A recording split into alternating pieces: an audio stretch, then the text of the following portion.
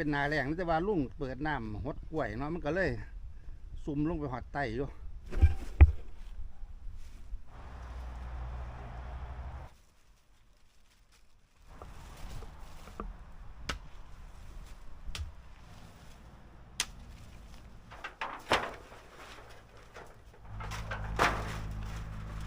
เอาพอกะเห็ดน้ำได้ซับไม่ได้ลูกเอ้ยเลี้ยงเจ้ามาตั้งแต่น้อยๆตั้งแต่เป็นเด็กจรจัดเลี้ยงดูเป็นอย่างดีจนวันในที่สุดแล้วก็ได้เก็บซากเก็บศพฝังให้เป็นที่เรียบร้อยให้ไปดีมีสุขขึ้นสวรรค์สั้นฟ้าหรือถ้าเป็นไปได้ก็บ่ต้องมาเวียนว่ายตายเกิดน้ำวัฏจักร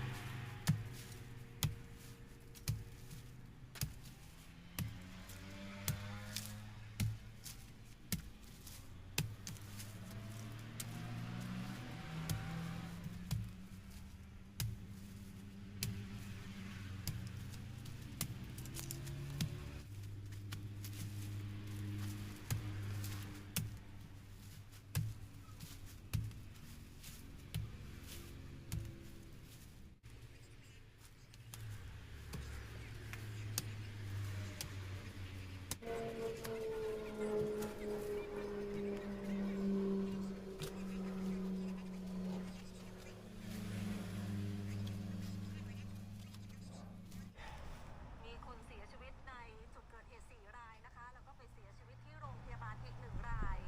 ในจุดเกิดเหตุค่ะกระดูกหักหลายแห่งด้วยกันแสดงความเสียใจจริงๆที่ชีวิตในจุดเกิดเหตุเนี่ย4 ศพ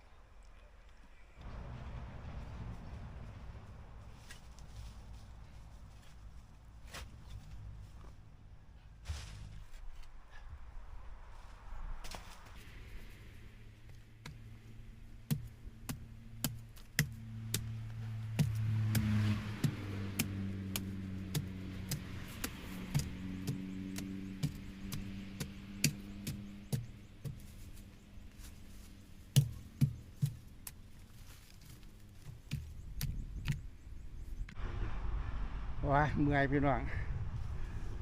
เลือกประมาณ50 เส้น ก็น่าจะเพียงพอเนาะกับ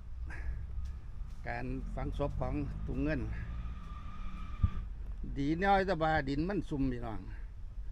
มันเป็นนาแรงแต่ว่าลุงเปิดน้ำหดกล้วยเนาะมันก็เลยซุ่มลงไปหอดไตอยู่ก็ถือว่าโชคดีของลุงไปแต่บ่สั่นโอ้จักสิพุดแบบใด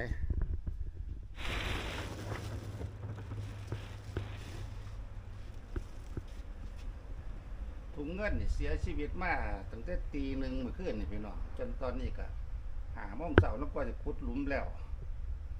เป็นเวลา11 ชั่วโมงเลยพี่น้องแมงวันก็เริ่มมาเนาะเอาลุงสิฆ่าเชื้อด้วยน้ำยาให้เตอร์เพื่อดับกลิ่นน้ำแล้วก็เพื่อฆ่าเชื้อโรคเป็นในตัวความ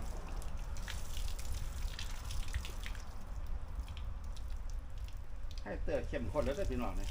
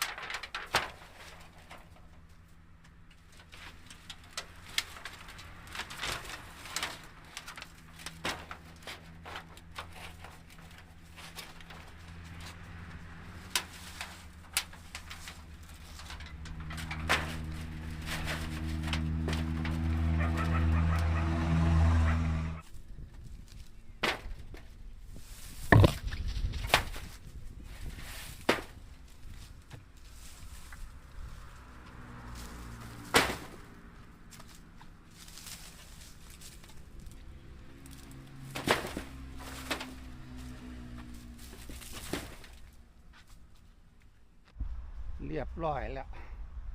เอาพอกะเฮ็ดน้ำได้ซับมิดาลูกเอ้ย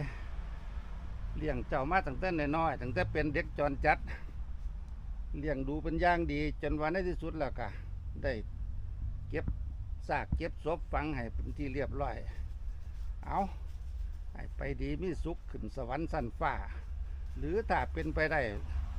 ก็บ่ต้องมาเวียนว่ายตายเกิดน้ำวัฏจักรน้ำวัฏสงสารดอกโลกเจ้าเฮ็ดใจได้ที่คือพอเคยบอกเคยสอนไว้แล้วนั่นทำใจมันว่างๆได้ก็บ่ต้องมาเกิดอีกเลยเนาะเอาซ้ำนี่ละลูกไป